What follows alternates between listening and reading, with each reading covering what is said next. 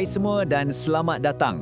Saya sangat gembira kerana pada hari ini kita semua akan mengembara jauh kembali ke masa lampau untuk menerokai salah satu khazanah arkeologi paling hebat di Malaysia, iaitu Lembah Bujang. Baiklah, anggap sahaja saya ini pemandu pelancong peribadi anda untuk pengembaraan maya kita.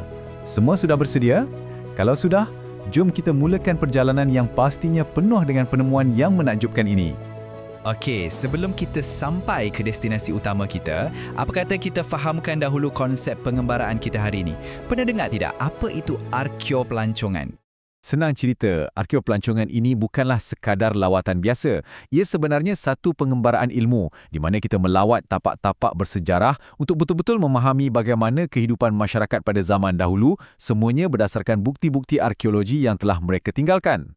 Jadi, apa yang membezakannya dengan lawatan biasa? Begini, dalam arkeopelancongan, kita bukan sahaja datang melawat tapak purba, tetapi kita cuba sedalam-dalamnya untuk memahami tamadun yang pernah hidup di sana melalui penerangan yang berfakta.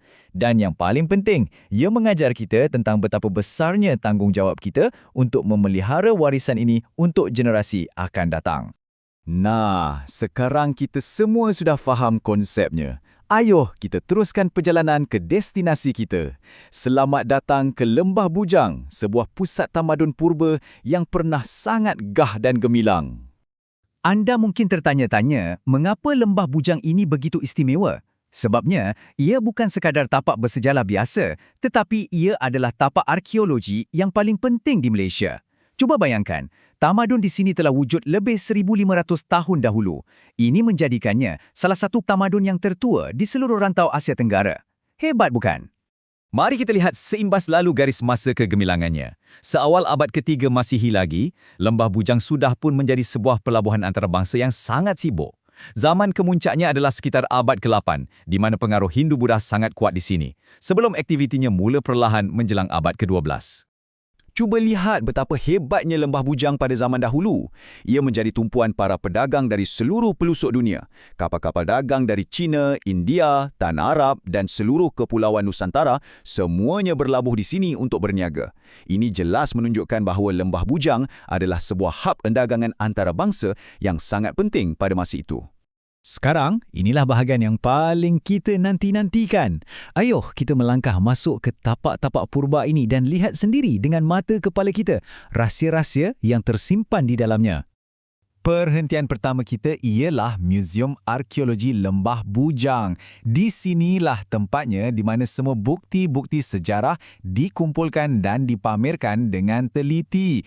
Ia umpama sebuah peti harta karun yang membolehkan kita melihat sendiri objek-objek asli dari masa silam. Di dalam muzium ini, kita boleh lihat artifak-artifak yang menakjubkan seperti manik dan tembikar purba yang sangat cantik serta arca-arca keagamaan yang menjadi bukti kepercayaan Hindu-Buddha ketika itu. Tapi, yang paling mengagumkan ialah penemuan relau peleburan besi. Ini membuktikan bahawa masyarakat di sini bukan sahaja hebat berdagang, tetapi mereka juga sudah mempunyai teknologi perindustrian yang sangat maju pada zaman itu.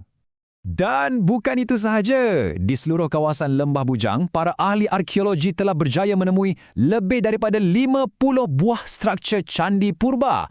Bayangkan, bukan 1, bukan 10, tetapi lebih 50.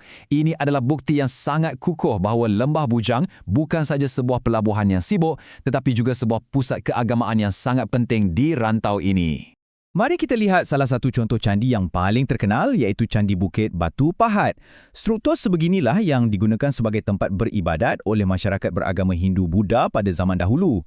Pembinaannya yang masih teguh hingga kini menjadi bukti kemajuan seni bina dan pegangan kepercayaan yang mendalam pada waktu itu. Baiklah, pegang erat-erat kerana kita akan ke tapak seterusnya yang akan membuatkan anda lebih kagum. Kita sekarang berada di tapak arkeologi Sungai Batuh. Percaya atau tidak, tapak ini telah wujud sejak tahun 110 Masihi. Ini menjadikannya salah satu tamadun terawal yang pernah direkodkan di Asia Tenggara. Ia lebih tua daripada Angkor Wat dan juga Borobudur. Sekarang tiba masanya untuk anda semua menjadi detektif sejarah. Saya mahu anda gunakan kuasa pemerhatian anda yang tajam itu untuk menyelesaikan satu misteri. Cuba perhatikan betul-betul. Hampir kesemua candi di sini dibina menghadap ke arah Gunung Jerai yang tersergam indah itu. Mengapa agaknya ya? Adakah mungkin gunung itu dianggap sebagai tempat yang suci atau mungkin tempat bersemayamnya para dewa dalam kepercayaan mereka? Beginilah cara ahli sejarah berfikir dengan menghubungkan bukti fizikal dengan kepercayaan dan juga alam sekitar. Nampaknya, pengemaraan kita hampir sampai ke penghujungnya. Tetapi, sebelum itu, ada satu pesanan yang sangat penting untuk kita ingat bersama. Sebagai pelawat dan sebagai pewaris bangsa, kita semua memikul satu tanggungjawab yang amat besar.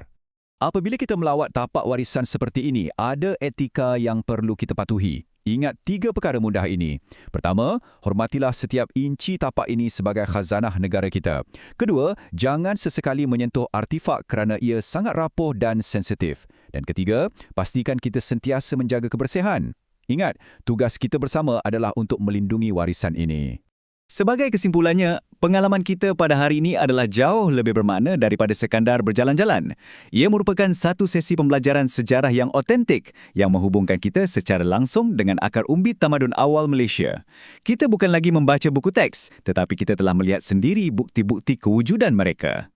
Akhir sekali, ingatlah bahawa usaha memulihara warisan seperti Lembah Bujang ini adalah amat penting.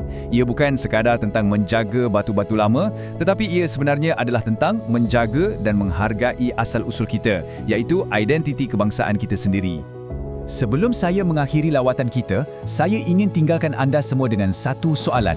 Selain Lembah Bujang, apakah lagi tapak warisan berharga di negara kita yang perlu kita kenali, terokai dan lindungi bersama-sama? Fikir-fikirkanlah, kerana warisan ini adalah milik kita semua. Terima kasih kerana sudi mengikuti pengembaraan ini.